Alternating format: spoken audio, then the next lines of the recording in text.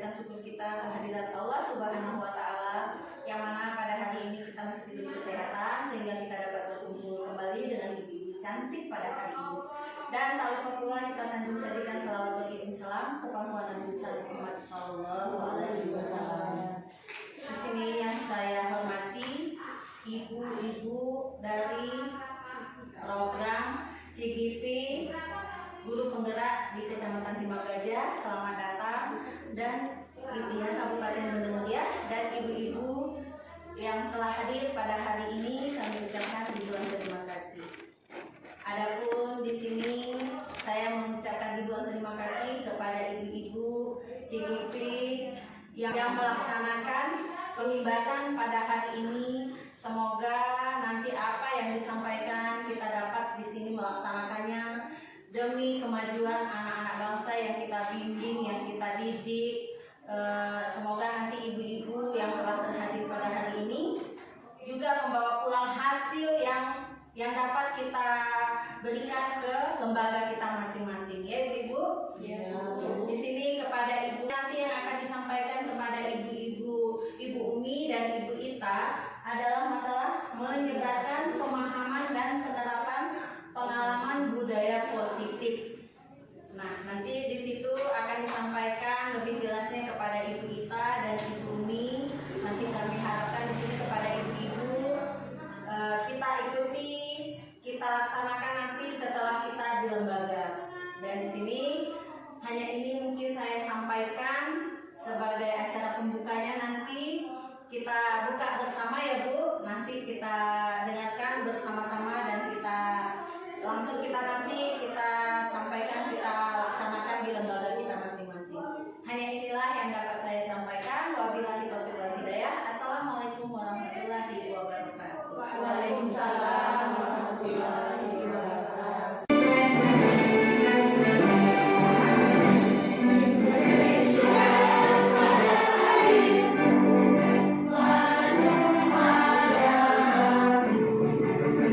Di sana lagu ini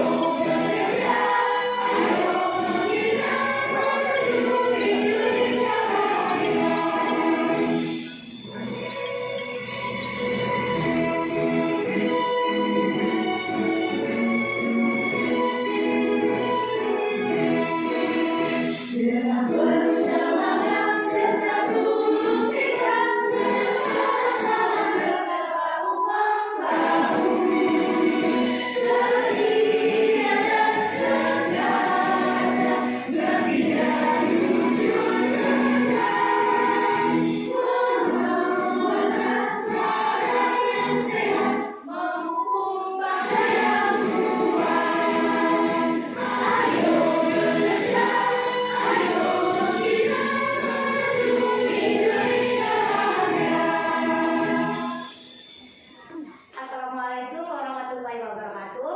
Waalaikumsalam warahmatullahi wabarakatuh. Alhamdulillah, Ibu, hari ini kami berdua ya, Bunda Leni Kastum dan saya Jadriani adalah calon ibu penggerak angkatan 8 di Kabupaten Bendungan.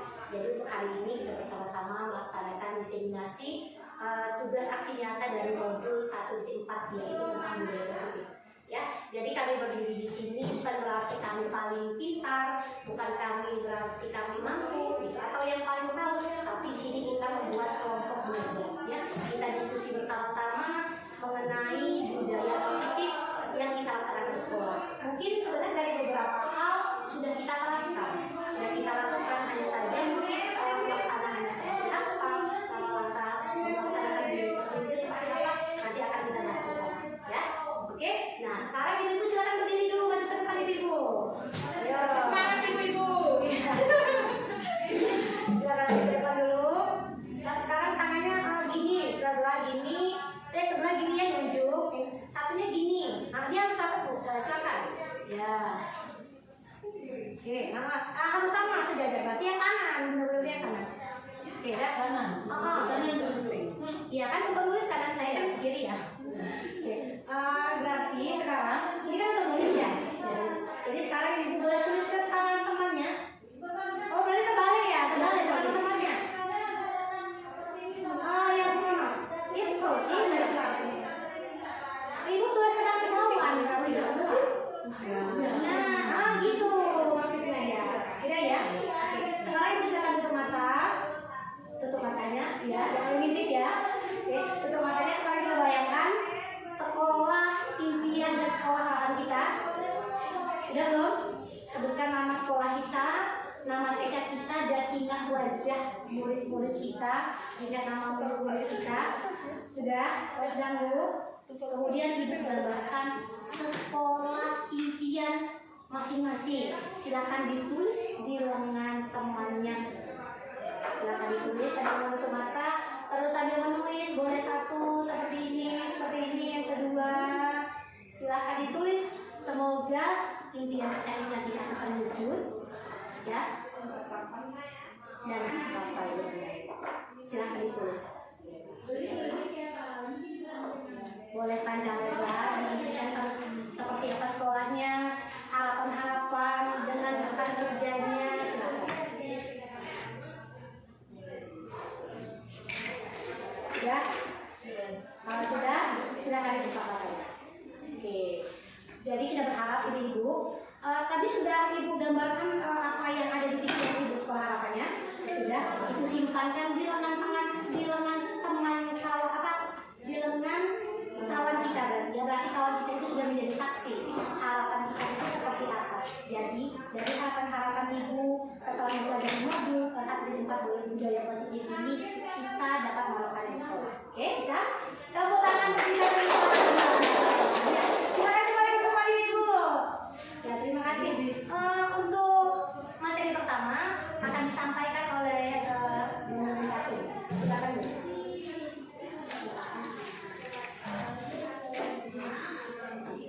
Assalamualaikum warahmatullahi wabarakatuh. Waalaikumsalam warahmatullahi wabarakatuh. Alhamdulillah, alhamdulillahirabbil alamin. Wassalatu wassalamu ala asyrofil anbiya'i wal mursalin wa ala alihi washabbihi ajmain. Amma ba'du. Pertama-tama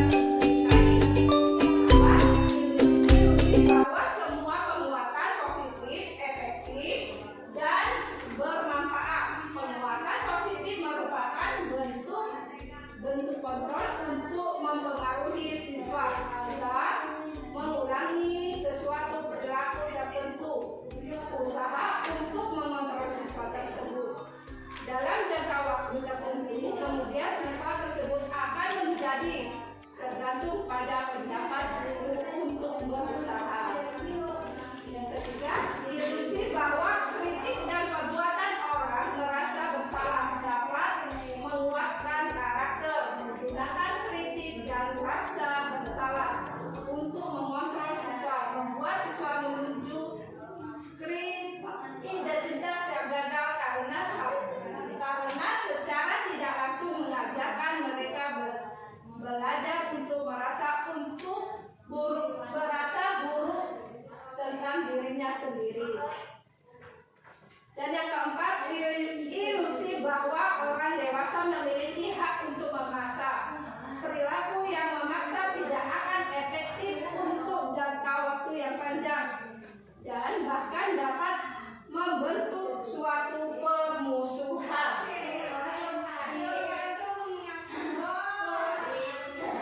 Jika kita membuat kemajuan perlahan, ubahlah sikap atau perilaku Anda. Tetapi jika ingin memperbaiki cara-cara utama kita, maka kita perlu mengubah kerangka acuan kita. Ubahlah cara Anda melihat dunia, ubahlah cara Anda berpikir tentang manusia, dan ubahlah paradigma Anda.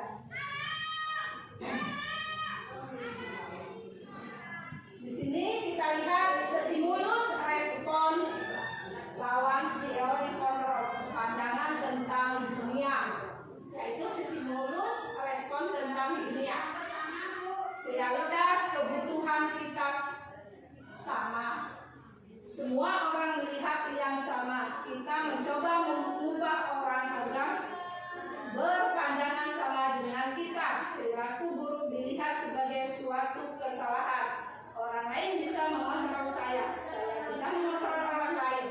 Pemaksaan ada pada saat membutuhkan ganda. Model berpikir menang dan kalah.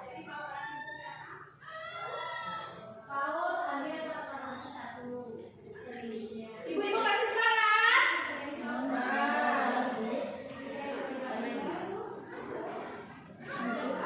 Pandangan tentang dunia yaitu teori kontrol tentang dunia. Realitas kebutuhan kita berbeda. Setiap orang memiliki gambaran berbeda. Kita berusaha memahami pandangan orang lain tentang dunia. Semua perilaku memiliki tujuan. Hanya ada yang bisa mengontrol diri Anda. Anda tidak bisa mengontrol orang lain. Kolaborasi dan konsensus menciptakan pilihan baru. Model pemikiran memang menang. Model berpikir menang. Mengubah paradigma stimulus respon ke pendekatan teori kontrol. Baiklah, yang pertama perubahan paradigma belajar. Di sini pembelajaran kita ada dua, yaitu pembelajaran yang berpusat kepada guru, yang kedua berpusat kepada murid. Nah, yang kita terapkan sekarang yang mana Ibu? Yang mana Ibu? Murid. Iya. Sekarang yang kita terapkan pembelajaran yang berpusat kepada murid. Betul sekali, pembelajaran yang kita terapkan saat ini yaitu pembelajaran yang berpusat kepada murid. Nah, ini ada makna kata disiplin. Bapak Ki Hajar Dewantara menyatakan bahwa untuk menciptakan siswa yang merdeka, maka syarat utama harus mempunyai disiplin yang kuat, yaitu disiplin diri yang berhasil dari motivasi internal dari dalam diri sendiri. Jika tidak mempunyai motivasi internal, maka diperlukan motivasi eksternal orang lain untuk mendisiplinkan dirinya. Yang kedua, Diana Bos menyatakan bahwa kata disiplin berasal dari bahasa Latin, yaitu yang berarti belajar. Kata disiplina yang juga berasal dari akar kata yang sama, yaitu disiplin atau murid mengikut. Diana juga menyatakan bahwa disiplin juga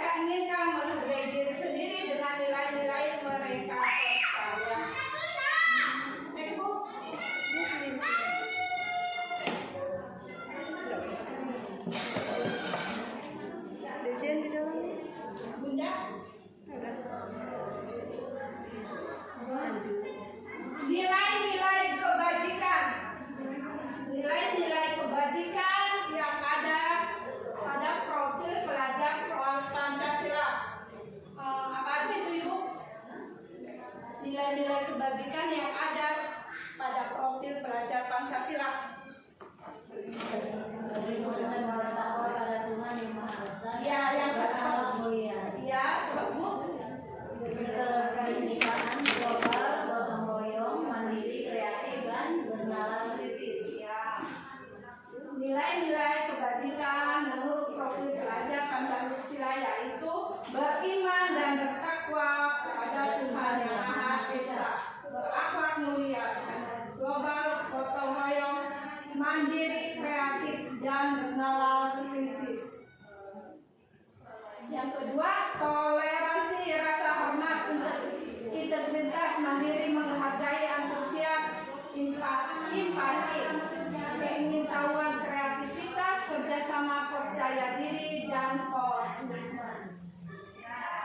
Keterampilan hidup dapat dipercaya lurus hati, pendengar yang aktif, tidak merendahkan orang lain, dan memberikan yang terbaik dalam dirinya.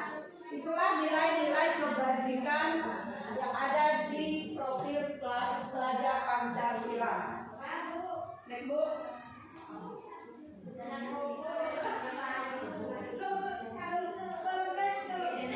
Itu ada kebutuhan dasar manusia. Kebutuhan dasar pada manusia merupakan unsur-unsur yang dibutuhkan oleh manusia dalam menjaga keseimbangan baik secara fisiologis maupun psikologis. Udah, ke selanjutnya. Nah, sekarang ada 5 kebutuhan dasar manusia. Yang pertama, Ibu. Pertama, kebutuhan bertahan hidup. Ya. Yang kedua, kebutuhan cinta dan kasih sayang, kebutuhan untuk diterima. Ketiga, kebutuhan penguasaan, kebutuhan pengakuan atas kemampuan. Yang keempat, kebutuhan kebebasan, kebutuhan akan pilihan. Yang kelima, kebutuhan kesenangan, kebutuhan untuk merasakan senang. Ya. Di sini ada kebutuhan dasar manusia yaitu kebutuhan bertahan hidup. Apa itu kebutuhan yang bertahan hidup? Seperti apa contohnya, Bu? Kita. Kebutuhan kita yang makanan. Ya, yang pertama makanan. Kalau tidak ada makanan kita tidak bertahan hidup. Yang kedua pakaian. Yang ketiga tempat tinggal. Tempat tinggal. Itulah kebutuhan yang bertahan hidup untuk kita. Yang kedua, kebutuhan cinta dan kasih sayang. Diperhatiin, dipeluk. Iya. Ya. Kebutuhan cinta dan kasih sayang itu ada kebutuhan seperti dipeluk, disayang, dimanja. Kadang-kadang ada anak yang ingin dimanja oleh gurunya. Itu sangat berpengaruh dalam pembelajaran. Yang ketiga, kebutuhan penguasaan. Apa itu, Bu? Kebutuhan penguasaan.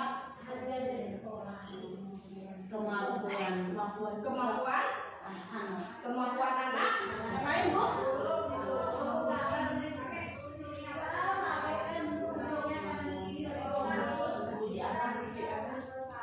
Kemampuan itu bisa kita bilang masalah kita tenang waktu ada yang mencela kita, ada yang mengejek kita. Itu kebutuhan penguasaan kita tetap tenang, sabar. Itulah kebutuhan penguasaan. Karena seseorang selalu mengejek, kita selalu apa tuh memberi maaf kepada orang itu.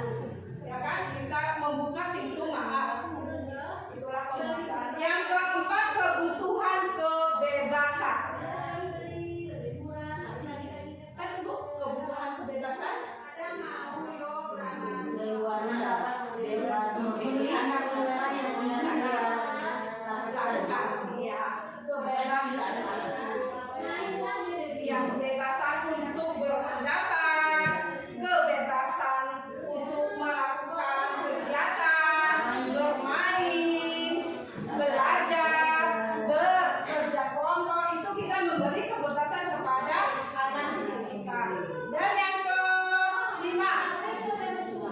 Kebutuhan senang. Apa itu kebutuhan senang, Bu?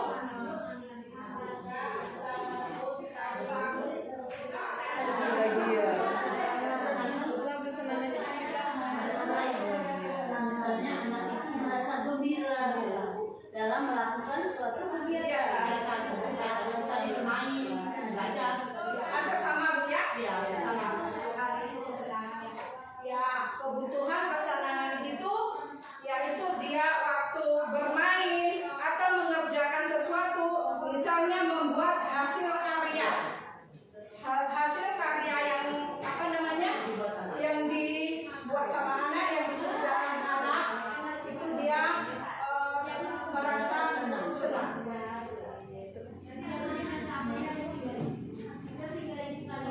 Karya-karya yang berrelevan.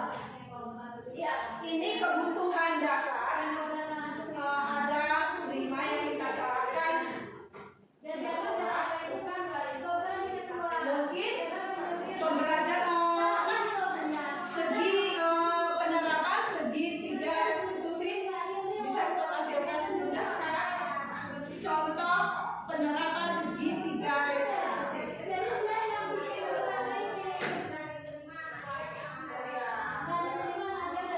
Di sini pernah saya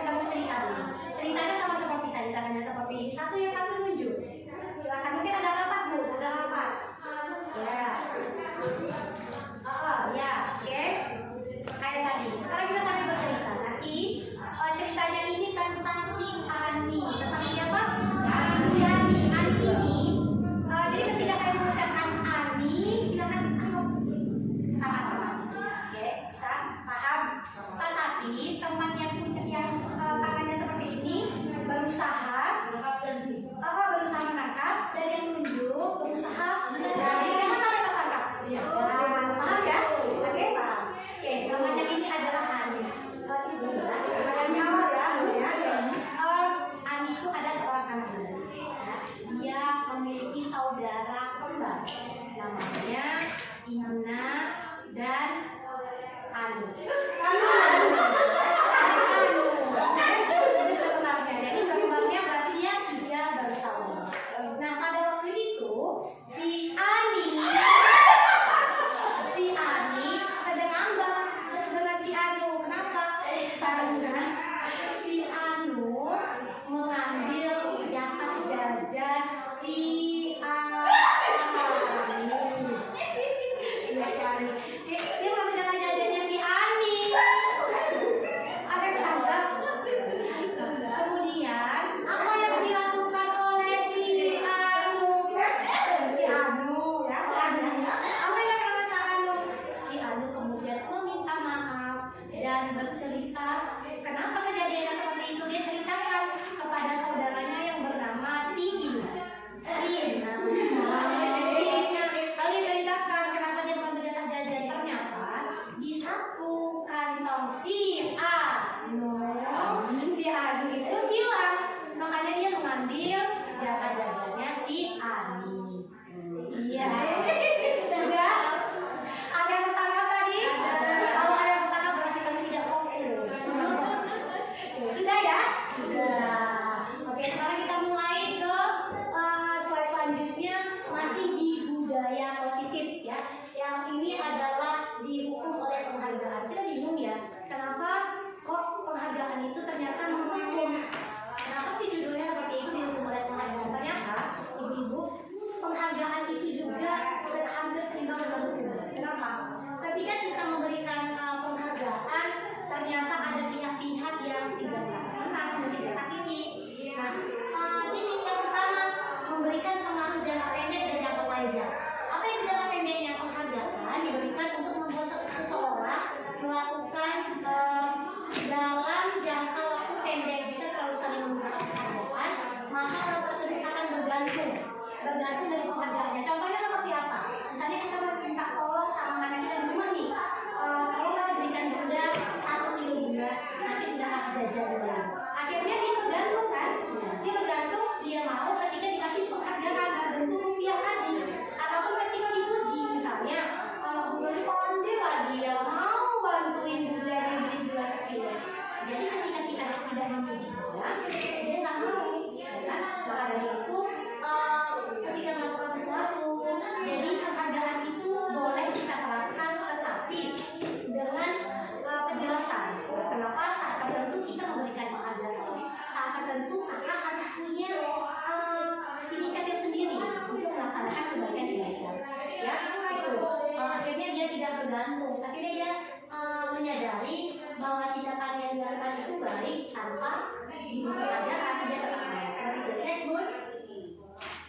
Oke, yang kedua yaitu penghargaan tidak efektif. Tidak tahu ya kenapa penghargaan itu tidak efektif. Bukan berarti salah, tetapi hanya tidak efektif atau kurang efektif. Yaitu penghargaan merupakan suatu benda atau peristiwa yang diinginkan yang dibuat dengan sesuatu syarat tertentu. Penghargaan diperoleh jika melakukan hal yang disyaratkan. Jika tidak mendapatkan penghargaan yang diharapkan, maka akan timbul rasa kecewa dan berkecil hati. Nah, itu sama seperti tadi kan? Jadi ketika tidak mendapatkan penghargaan, dia kecil hatinya. Ketika kita minta tolong tidak dikasih misalnya dalam bentuk penghargaan finansial atau imbalan, dia tidak mau mengerjakan. Akhirnya saya nggak mau lah, nggak pun dikasih uang, nah gitu kan? Nah, seperti itu ya. Kemudian yang selanjutnya bunda yang ketiga. Nah, yang ketiga, penghargaan merusak hubungan. Tahu nggak kenapa sih penghargaan ini bisa merusak hubungan? Kita kan tahunya misalnya kalau di sekolah ada yang juara satu, kita kasih hadiah yang lebih besar. Kita kasih ranking misalnya kalau di kelas tinggi, kalau dulu kita kasih peringkat ya.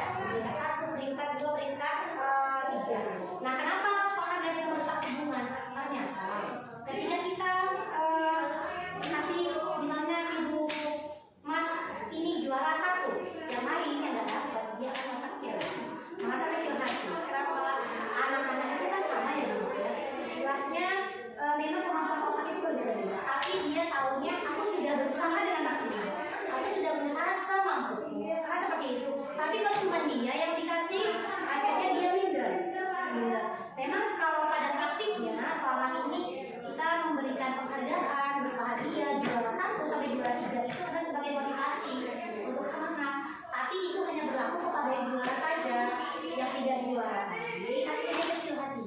Semakin tidak semangat bahkan sebenarnya. Kenapa pada kurikulum merdeka itu kita mengajarkan anak sesuai bakat dan minatnya. Jadi kenapa dia yang ini juara misalnya dalam satu hal tertentu, ya memang kemampuannya di situ. Dan yang anak kita rasa tidak mampu pada kemampuan si ibu mas ini, dia mampu di tempat yang lain, maka juga kita kasih atau penghargaan, ya seperti itu ya. Kemudian yang keempat benar, yang keempat mengurangi ketepatan. Penghargaan bukanlah satu hal yang tepat. Seperti yang sudah dijelaskan tadi, kita tahu bersama bahwa penghargaan tidaklah selalu tepat. Penghargaan tidak semua bisa kita laksanakan atau kita bisa aplikasikan dalam dunia pendidikan ya. Kemudian yang kelima,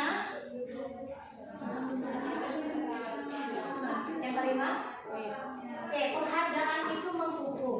Penghargaan menghukum mereka yang tidak mendapatkan penghargaan. Seperti yang dijelaskan tadi, ketika ada anak yang tidak mendapatkan juara, ada anak-anak yang tidak mendapatkan hadiah, dia bahkan bisa menangis.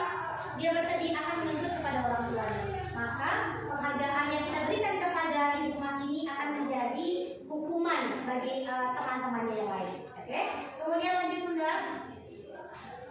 Nah, ini adalah 3 motivasi yang dilakukan oleh manusia menurut Diana Gosen.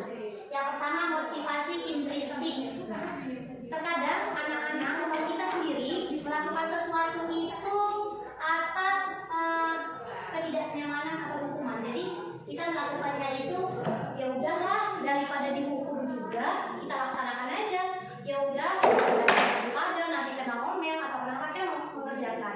Nah, itu motivasi pada intrinsik. Yang kedua, motivasi intrinsik kedua yaitu mendapatkan imbalan atau penghargaan. Nah, aku mau nih melaksanakan sesuatu, nanti kan dapat jualannya. Aku mau nih melakukan sesuatu, kadang nanti nilai itu tinggi. Jadi dia tidak melaksanakan sesuatu atas inisiatifnya sendiri. Oke. Yang ketiga, yaitu motivasi ekstrinsik ya. Motivasi ekstrinsik itu adalah menjadikan mereka orang yang selalu ingin dihargai, kemudian menghargai diri sendiri dengan nilai-nilai yang mereka percaya. Oke, selanjutnya bunda. Selanjutnya tindakan guru terhadap murid. Nah, sebelumnya saya mau tanya nih ibu-ibu, ketika lihat 3 judul ini ya, ada hukuman, konsekuensi, restitusi. Kira-kira ada yang terbayang nggak di pikiran kita? Apa itu hukuman, apa itu konsekuensi, apa itu restitusi? Ada beberapa kata yang sudah kita kenal ya, misalnya seperti hukuman. Kalau konsekuensi kita sudah pernah dengar ya.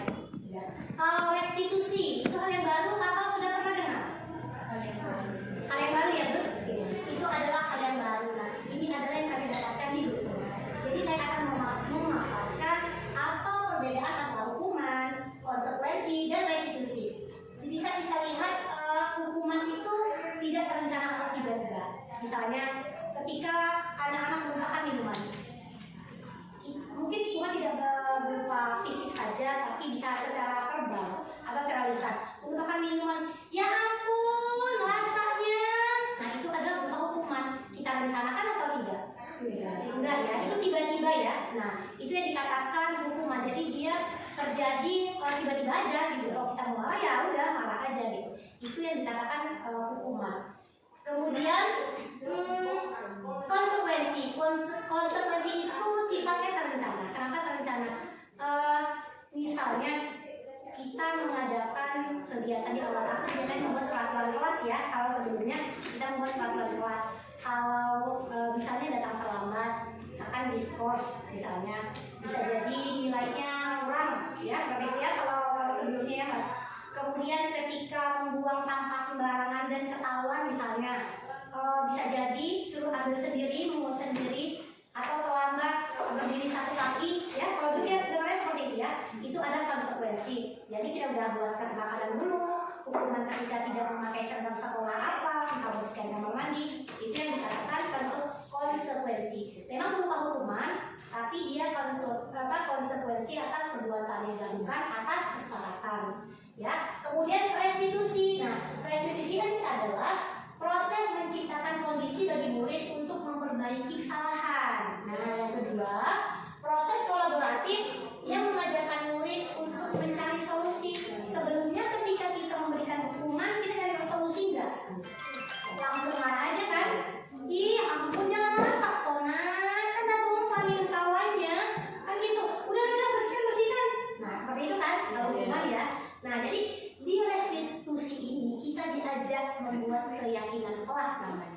Apa itu? Keyakinan kelas. Kalau dulu bahasanya peraturan kelas, sekarang kita ubah menjadi bahasa yang lebih positif, yaitu keyakinan kelas. Jadi ketika anak melakukan pelanggaran tertentu, maka kita harus memperbaiki kesalahannya. Supaya apa? Supaya kesalahannya itu tidak berlanjut. Yang kedua, supaya dapat solusi dari permasalahan tersebut. Ya, oke. Selanjutnya, Bun. Nah, selanjutnya ini ada 5 posisi kontrol guru. Yang pertama sebagai penghukum, yang kedua sebagai pembuat orang merasa bersalah, yang ketiga sebagai teman, yang keempat sebagai monitor atau pemantau, yang kelima adalah sebagai manajer. Saya jelaskan dulu ya supaya kita tahu posisi kita itu ada di mana. Yang pertama sebagai penghukum. Penghukum itu ya kalau memang anak marah ya langsung kita marah. Anak salah langsung kita marah. Nah itu adalah posisi penghukum. Dia tanpa nanya dulu sebabnya apa, kenapa bisa terjadi, langsung aja dia marah atas tindakan yang dilakukan oleh si anak. Ya. Yang kedua yaitu pembuat orang merasa bersalah. Seperti apa itu? Misalnya nih, mungkin kita nggak marah, ya. Ketika anak tumpahkan minuman atau nggak sengaja mungkin kawannya kena jatuh, kena kaki kawannya jatuh, misalnya itu kan. Kita nggak menghukum, nggak menghakimi, nggak apa, tapi kita bilang gini, ya ampun nak, janganlah ditumpahin kayak gitu, kan bundanya capek. Nah, itu menghukum atau enggak? Enggak kan? Tapi membuat merasa anak bersalah apa enggak? Iya, iya kan? Membuat anak menjadi merasa bersalah. Akhirnya kan dia penuh. Iya, karena aku akhirnya airnya tumpah. Jadinya bundanya capek bersihkan. Nah, kan gitu kan? Akhirnya menjatuhkan semangatnya, ya. Kemudian yang ketiga kan sebagai teman. Yang ketiga tumpah, oh kakak tumpah ya minumnya. Ya udah, nggak apa-apa sini ya bunda lah. Itu adalah posisi sebagai teman. Nah yang keempat sebagai pemantau. Pemantau tuh gini, dia lebih cool. Kok tumpah? Itu lapnya, bersihkan. Nah itu seperti itu. Ya itu pemantau. Kayaknya lebih cool gitu, tapi ya, aduh rasanya jagoan juga kan gitu. Nah kemudian yang kelima adalah sebagai manajer. Sebagai manajer itu seperti apa? Manajer itu adalah ketika terjadi, kita ambil aja contohnya tentang yang meletakkan air ya. Misalnya gitu kan kita akan yakin ada kaki, misalnya sudah kita lap, terus kita panggil kakak, kenapa bisa tumpah air minumnya kak? Dia kan akhirnya menjelaskan, begini bu, tadi kan aku nggak sengaja lagi ngambil lalu di belakang, terus maju ke depan, rupanya tersenggol bun, kan gitu. Oh gitu, kan kita jawab seperti itu. Oh gitu. Kalau bunda kita dalam posisi kakak, juga kakak bunda akan seperti itu, nggak sengaja akan tersenggol, kan gitu. Nah hanya saja kakak bisa nggak lebih hati-hati. Jadi kakak jangan berusaha gerakannya, ibaratnya seperti itu. Jadi ketika bergerak jangan terlalu aktif, ya. Kita mengajak anak seperti itu dengan bahasa yang positif. Nanti setelah ini kakak masih suka nggak gerak-geraknya sembarangan, apalagi lagi jalan nih, lagi makan gitu kan? Iya bun, nggak lagi, besok kakak akan duduk yang tertib dan lebih tenang. Nanti seperti itu jawabannya, ya. Bisa jadi kita tahu penyebabnya apa, tidak langsung menghukum, tidak langsung marah, gitu ya. Nah kemudian dari kelima posisi ini, ibu-ibu sudah sadar kan, sudah ingat ya posisi kita itu ada di mana kira-kira? Tidak perlu dijawab, ya, tidak perlu dijawab. Itu akan menjadi tugas kita sendiri. Oh iya, di mana posisinya? Oh iya, ada di kelima-limanya di diri kita ya. Nah, saya juga seperti itu. Karena di saat tertentu, saat hilaf misalnya, kita bisa menjadi penghukum juga. Ada yang tak sadarkan diri ya. Jadi ketika memang lagi istilahnya kondisinya baik, bisa jadi kita memang menjadi manajer, kan seperti itu. Teman, iya, menjadi teman. Ternyata yang paling efektif dari kelima posisi kontrol tersebut adalah yang manajer. Ya kan? Setuju ya? Sepakat ya? Itu ada posisi manajer. Terus memangnya kok sebagai teman salah? Ada positifnya, ada negatifnya. Contohnya kalau kita biarkan ya udah nggak apa-apa. Besok seperti itu lagi, ya udah nggak apa-apa. Aku nggak mengerjakan tugas, misalnya nih, saya tidak mengerjakan tugas, apa-apa. Nanti bunda itu nggak marah dia, nggak apa-apa lah. Kan seperti itu. Jadi ada saat tertentu menjadi posisi teman itu baik, ada saat tertentu ternyata tidak efektif dilaksanakan ya. Oke, selanjutnya udah itu aja ya. Nah, ini kata-kata yang contoh seperti yang sudah saya katakan tadi. Kita langsung lihat aja pada posisi manajer karena itu penekanan saat ini. Diusahakan sebagai guru kita menjadi seorang manajer di sekolah kita masing-masing terutama ya. Ini apa yang kita yakini, kita nanya sama anak-anak apa yang kita yakini, artinya keyakinan kelas apa yang sudah kita sepakati, jadi dia supaya ingat ya. Kemudian yang kedua, apa yang kamu yakini, itu pertanyaan-pertanyaan yang kita munculkan saat melaksanakan restitusi namanya ya. Kemudian jika kamu meyakininya, apakah kamu bersedia memperbaikinya? Nah, seperti tadi. Nah, ketika kakak geraknya suka rusuh misalnya, kira-kira nanti bakalan terjadi hal-hal yang lain tidak? Iya Bu, nanti kalau kakak rusuh bisa jadi ketendang temannya, kesepak minum temannya, kesepak kotak nasi temannya, kan seperti itu. Nah, kalau begitu, jika kamu memperbaikinya, hal ini menunjukkan tentang dirimu. Nah, akhirnya dia memperbaiki kesalahannya. Oh, ya sudah, kalau begitu aku harus mengontrol diriku. Nah, itu bahasanya seperti itu. Cuman anak-anak kan punya bahasanya masing-masing ya. Dan itu dilakukan dengan bahasa positif. Artinya kita memang kalau di anak TK itu harus ya sering-sering kita ingatkan gitu ya, supaya tidak terulang lagi. Karena anak ketika 5 menit kita kasih tahu dia patuh, 5 menit kemudian dia sudah lupa. Jadi memang kalau di TK kita harus berulang-ulang ya. Silakan Bu, selanjutnya. Nah, ini ya, udah tadi kan, udah saya tanyakan ya, posisi kontrol apa yang kita miliki, sudah ya, sudah tahu, bisa memperbaiki diri. Insya Allah bisa. Kalau kita merasa jadi penghukum, oke, aku sudah ingat nih yang disampaikan sama Bu Gaita. Nah, bisa ya. Ketika jadi teman, berarti harus ada penguatan. Oh ya udah, nggak apa-apa, tapi ada penguatan supaya tidak terulang lagi hal seperti itu. Ya, oke, selanjutnya Bu. Nah, ini dia, untuk melaksanakan restitusi tadi, kita harus membuat keyakinan kelas.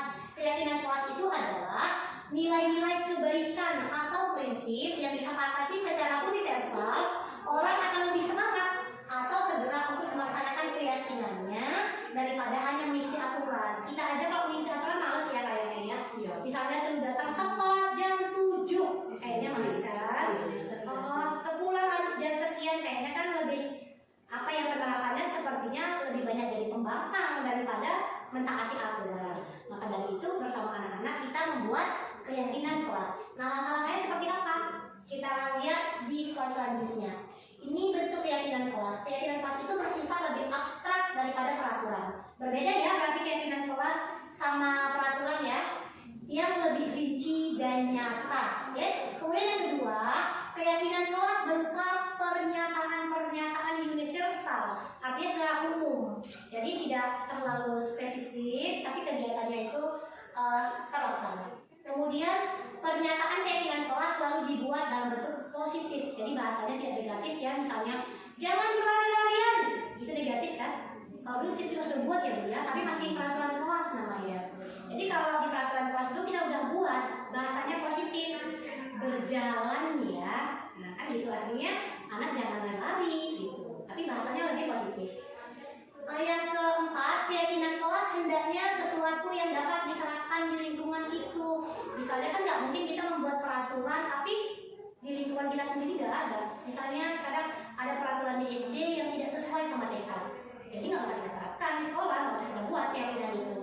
Yang kelima, semua anggota kelas hendaknya ikut berkontribusi. Nah, ini kita tanyakan ke anak-anak ya. Misalnya nih kita buat di tahun ajaran awal ya, seperti saat sekarang ini kita membuat keyakinan kelas bersama anak-anak, tapi tanya nih pendapatnya sama anak-anak, kira-kira hal yang bagus kita laksanakan di sekolah apa saja. Misalnya anak-anak nanti jawab tuh, ini Bu, nggak boleh ini Bu, nggak boleh ini. Kalau anak-anak kan seperti itu, jawabannya nggak boleh ini, nggak boleh, nggak boleh. Jadi nanti tugas guru lagi membuat bahasa yang positif ya. Jadi kita terima masukan dari anak-anak, akhirnya dia ingat, oh iya kemarin aku bilang nggak boleh seperti ini. Jadi dia mungkin akan menerapkan hal tersebut ya. Kemudian yang terakhir, semua anggota kelas bersedia meninjau kembali. Nah jadi udah dibentuk, kita lihat, kita bacakan lagi, udah cocok belum? Sudah.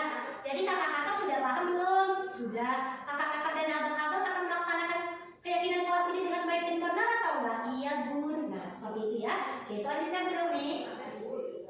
Selanjutnya itu ini langkah-langkah pembentukan keyakinan kelas. Yang pertama memberikan kesempatan kepada semua siswa untuk berpendapat, ya. Seperti dijelaskan tadi. Yang kedua, mencatat semua masukan anak, ya. Kita masukkan, kemudian baru kita revisi. Terus menyusun keyakinan kelas sesuai dengan prosedur pembentukan keyakinan kelas. Ubahlah kalimat negatif menjadi kalimat positif. Kalau anak-anak kan memang tidak cuma bahasa seperti itu kan bahasanya masih nggak boleh, masih negatif. Jadi tugas dulu ya, oke. Kemudian selanjutnya yaitu meninjau kembali daftar pendapat yang dicatat. Kan banyak tuh, misalnya ada 40 anaknya, ada 40 masukan misalnya, atau ada 20 masukan. Kok ini terlalu banyak? Mungkin poin ini dan poin ini kayaknya hampir mirip, udah disatukan aja gitu. Jadi kita bentuk, kita sepakati menjadi beberapa keyakinan, ya. Kemudian yang kelima, yang keenam, yaitu 5 ya, meninjau keyakinan kelas secara bersama-sama. 3-7 keyakinan kelas. Yang keenam, setelah keyakinan kelas selesai dibuat, maka semua anggota kelas dapat meninjau ulang dan menyetujuinya. Kemudian yang ketujuh, keyakinan kelas dapat ditempel di dinding kelas, ya, agar bisa dilihat sama anak ini. Oke, selanjutnya Bun.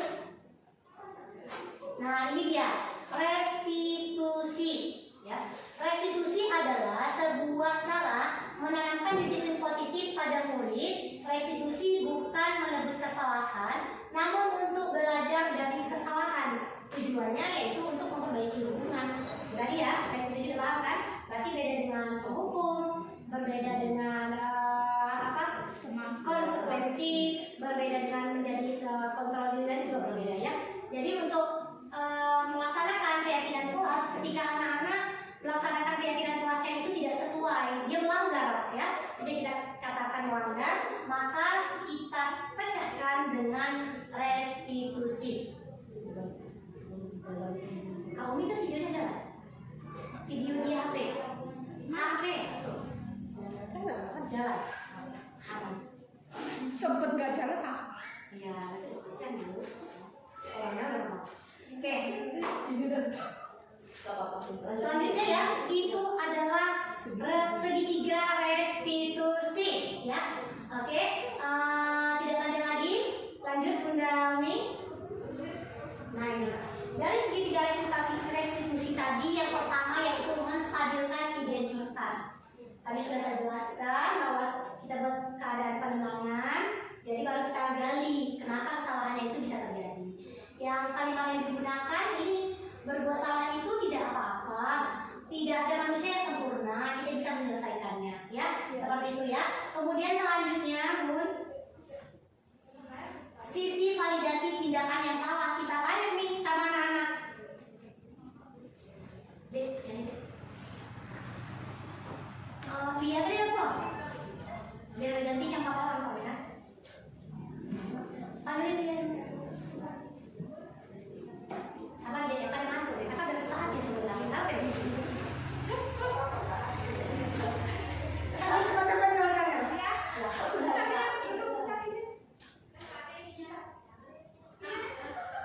Dipanggil rektor. Kan kakak. Dek, duduk kan dulu di sini, Dek. Udah keluar satu, soalnya 4 orang, apa? Itu langsung tapi ada apa nih? Udah lagi nih saya. Pura-pura aja lah. Ulang dari pertama kalau di sini aja. Dari 1 kalau bisa. Mau masuk lagi kok. Udah. Ini dia tadi ya. Sisi menstabilkan identitas. Kalimatnya digunakan berbuat salah itu tidak apa-apa. Tidak ada manusia yang sempurna. Kan seperti itu. Kemudian kita menyelesaikannya. Habis itu kita bisa cari solusinya. Seperti itu ya. Nah, kemudian yang kedua, Bunda Umi, sisi validasi tindakan yang salah. Kita tanya sama anak-anak, memangnya tadi ngapain? Numpain minum Bunda. Ini betul atau salah? Salah. Dia paham. Ternyata ketika yang dilakukan itu adalah salah. Yang ketiga, sisi menanyakan keyakinan. Nah, udah kita tanya nih kesalahannya apa, terus kita tanya, kakak tahu kan yang tadi salah? Iya Bun. Nah, supaya kakak tidak tidak mengerjakan hal yang seperti tadi, tidak melakukan kesalahan seperti tadi, apa yang harus kita lakukan? Dijawab, ya bun, kakak nggak usul lagi, nanti biar nggak tumpah di teman kawan. Nah, seperti itu ya. Oke. Nah, selanjutnya bun. Nah, ini kita akan lihat setelah ini ya. Kita akan lihat video penerapan segitiga restitusi. Jadi bagaimana caranya akan dijelaskan setelah ini. Ya.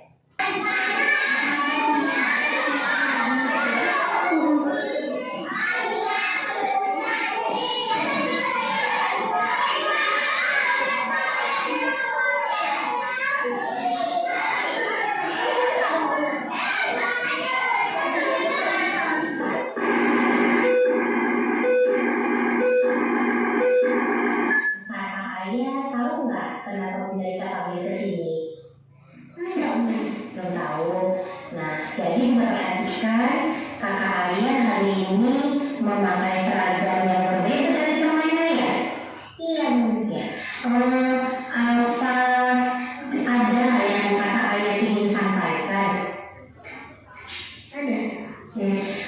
Kenapa kakak ayah memakai pakaian yang berbeda dari teman-temannya hari ini? Karena pun kemarin itu ayah kan pulang sekolah, ayah mengganti baju sampai sore. Jadi setelah nyuci mama begitu.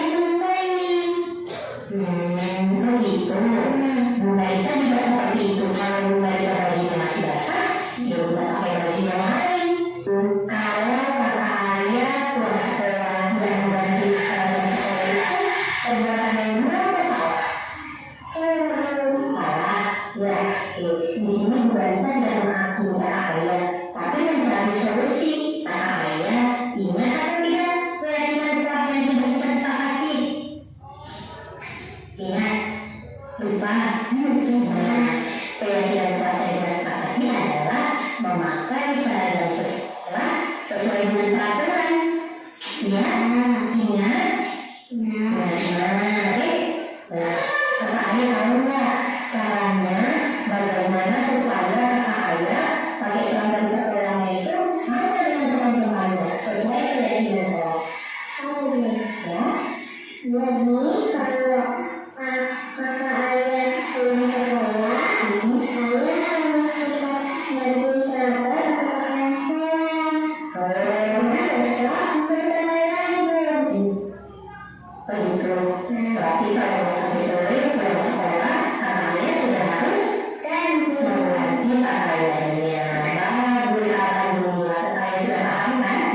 Nah, kalau itu besok ketika pulang sekolah langsung mengganti seragam sekolah. Jadi ketika besok masih digunakan, ayah seragamnya sama seperti temannya.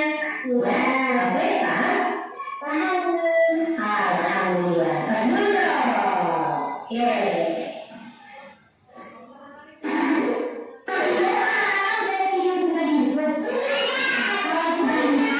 Sekarang mari kita dengarkan dengan tertib. Tidak ada yang bersuara dan tidak ada yang mengganggu teman. Bisa? Ya, dudukkannya soleh. Ada ulasannya kan sudah selesai? Sudah? Oh iya, sudah sini. Ada nafkah yang bukan zikir. Ada nafkah yang boleh bergeser ke situ. Boleh. Salah satu saja. Kalau terima kasih ya. Terima kasih kebanyakan pemahaman ya.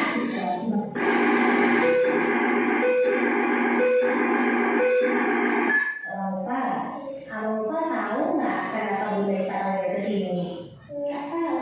Belum tahu. Nah, jadi tadi Bunda perhatikan ketika mendengarkan cerita, Abang baru beberapa tempat duduk sama Meli dan Nathan. Begitu. Abang lupa nggak nampak. Terus?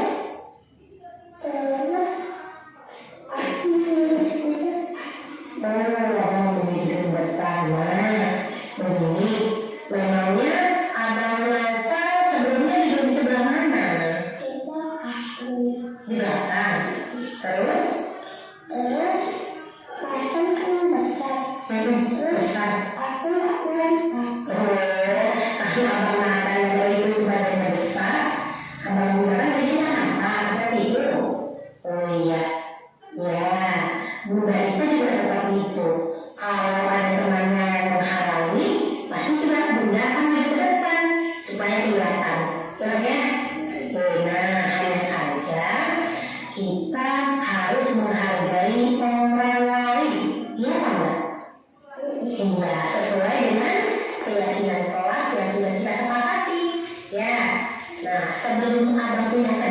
nih, sebelum abang berbuka dengan keibadatan, abang sudah minta izin duluan atau belum?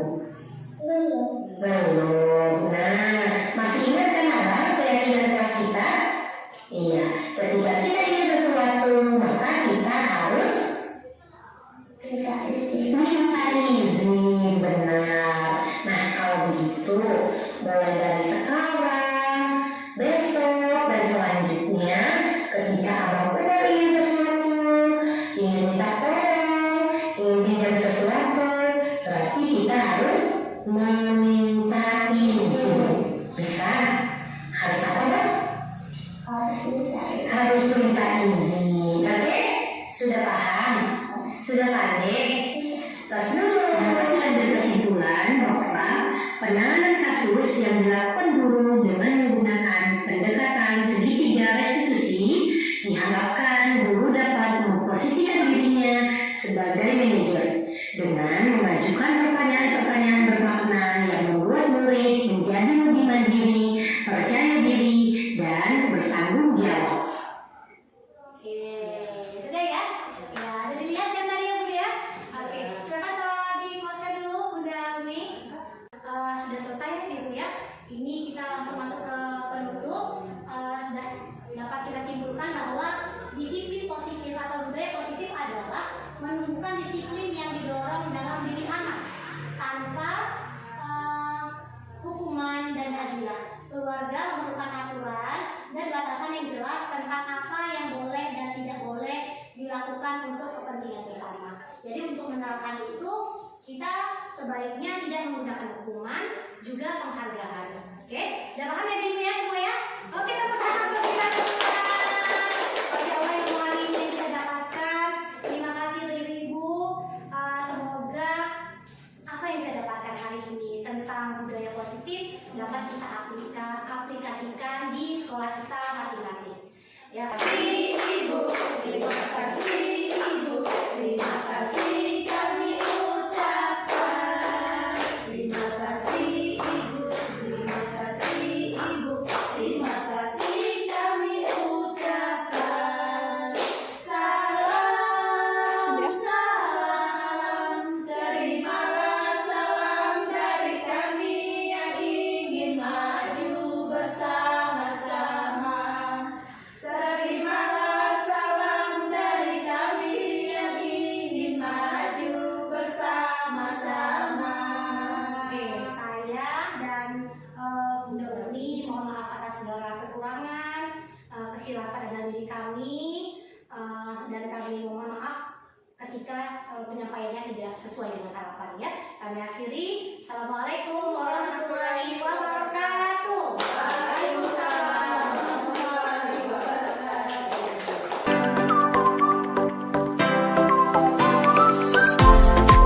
Ini dulu. Oke, Abang Sultan harus duduk tertib ya, bisa. Kita lihat gambar yang kedua. Kita lihat. Ini tak berantem. Ini ngapain kata Abang Sultan? Kemudian kenapa kok berantem?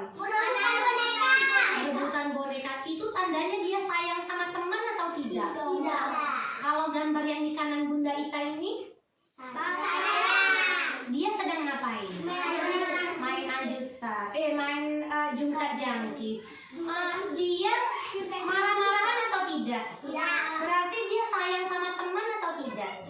Sayang. Nah, kakak-kakak boleh pilih mau sayang sama teman atau yang suka marah sama teman? Sayang sama teman. Berarti kita sepakati ya, kayak kakak Ui sayang sama temannya. Berarti kita sepakati keyakinan kelas kita selanjutnya apa? Sayang sama teman. Ya, yang Sultan dulu ya, habis itu baru Abang Zikri ya. Terima kasih Sultan. Dan Bunda Ita punya gambar lagi. Ada lagi marah. Ya, yang ini. Ini bacaannya tolong. Terima kasih. Maaf. Ini ketika dia minta sesuatu, Zikri, tolonglah ambilkan itu buku aku. Alifah, tolong dong pinjamkan aku penghapus, nggak dipinjemin. Terus dibilang sama temannya, dikembalikan lagi dan bilang terima kasih Alifah. Kemudian ada temannya yang nggak sengaja lari-lari kesenggol upal sampai upalnya jatuh. Terus kata temannya, maaf ya Nopal. Nopal memaafkan apa tidak? Mau memaafkan. Nah, kemudian ini minta sesuatu nggak minta izin, langsung diambil, dia nggak minta izin. Terus temannya marah. Benar apa salah? Berarti ketika kita menginginkan sesuatu, kita harus bilang apa?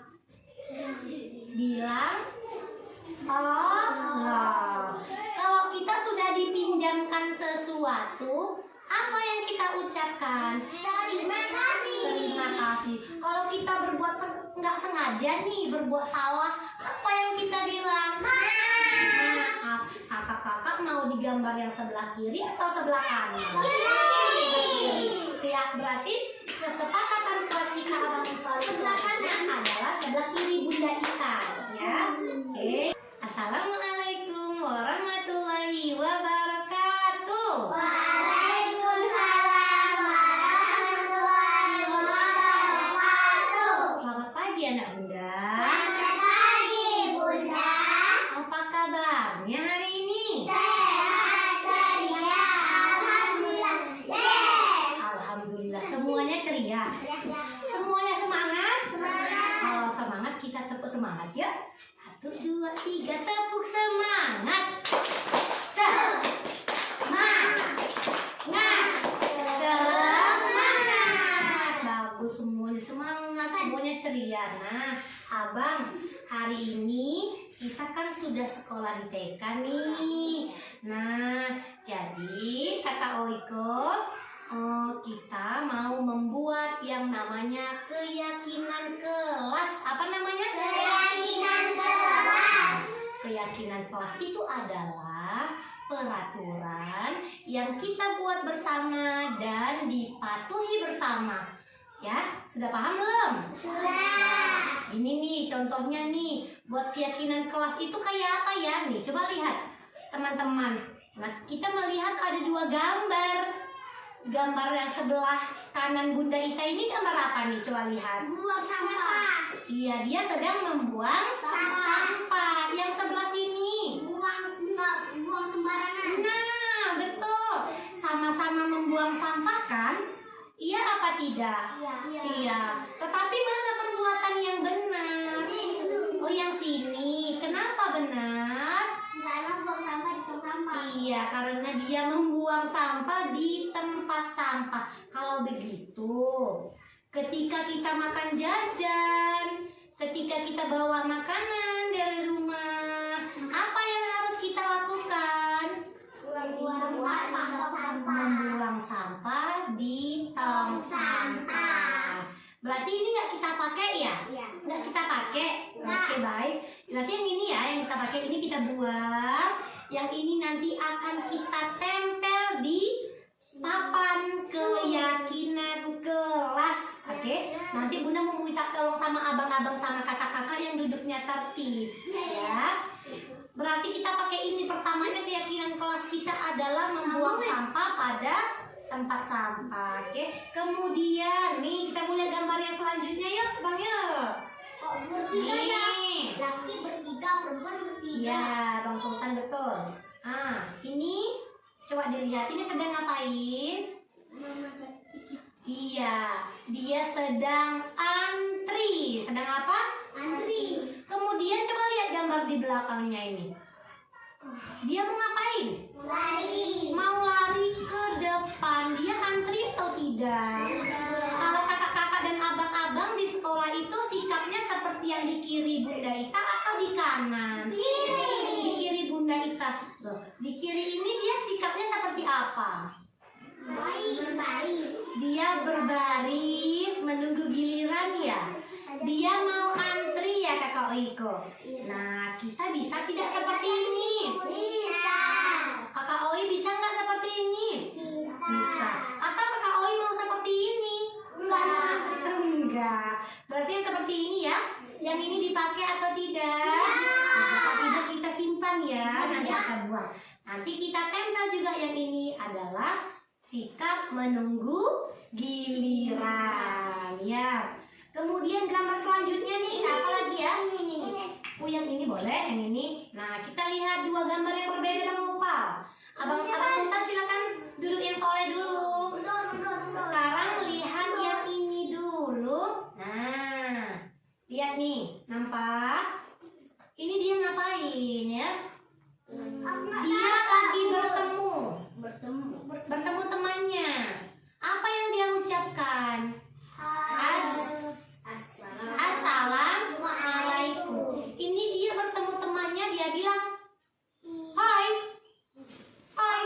Nah, karena kita beragama Islam, jadi ketika ketemu sultan, ketika kita bertemu dengan Abizar, apa yang kita ucapkan?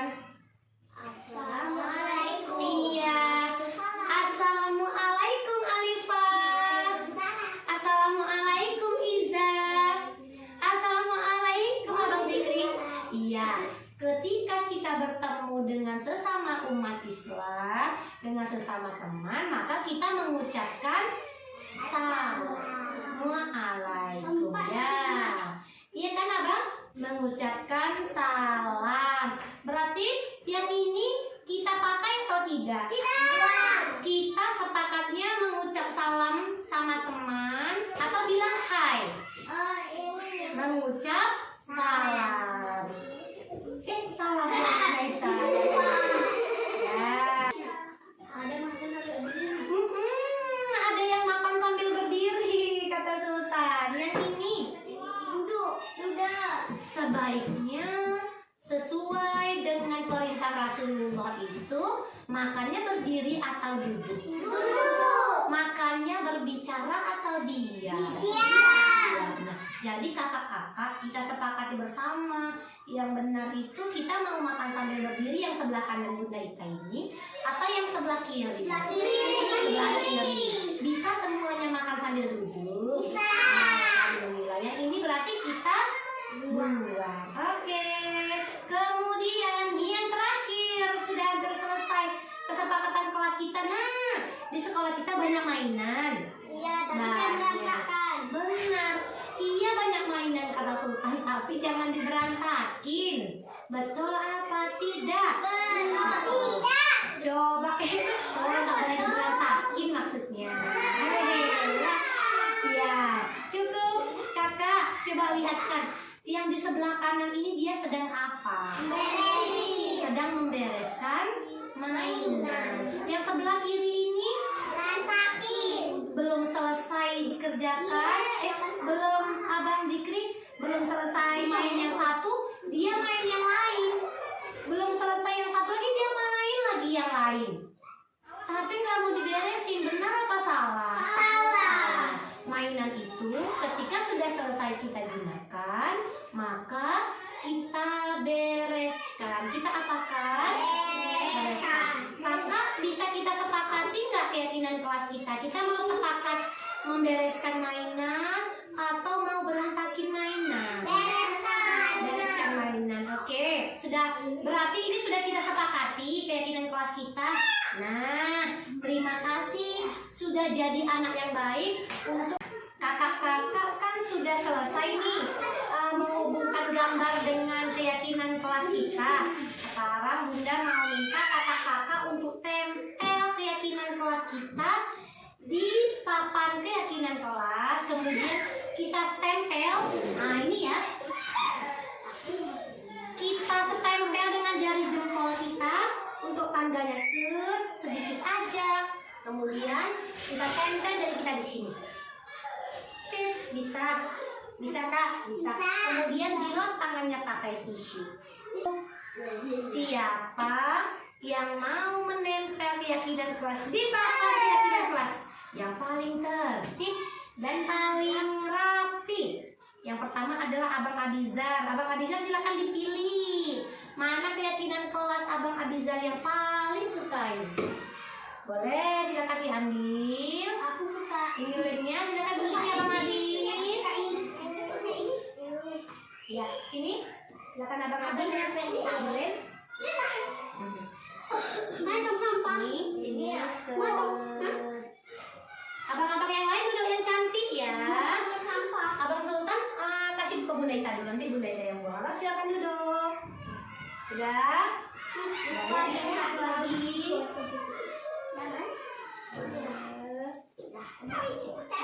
Silakan. Abang. Ini doang. Ya, nah ini dulu. Ini pada apa? Ayo. Boleh Abang tempel di sana aja, di sini boleh, di sini boleh. Begini. Ya. Sini, Bang. Ya. Oke, sudah. Ya. Tinggal bacaannya di bawah.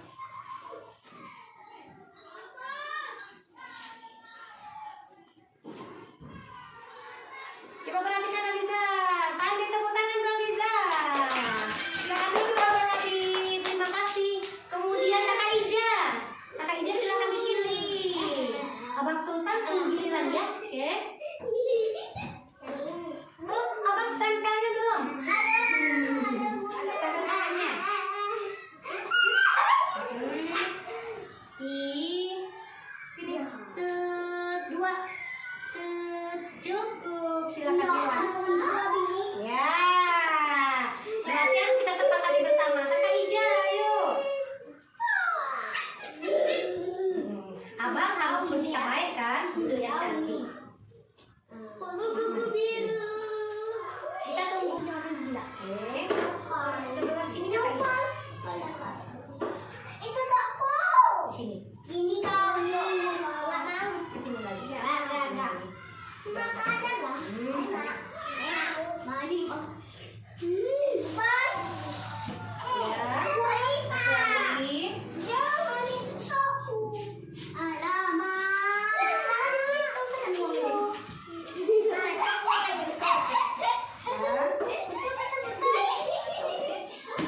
Terbaik. Mana bacanya bagus? Yeay, tepuk tangan.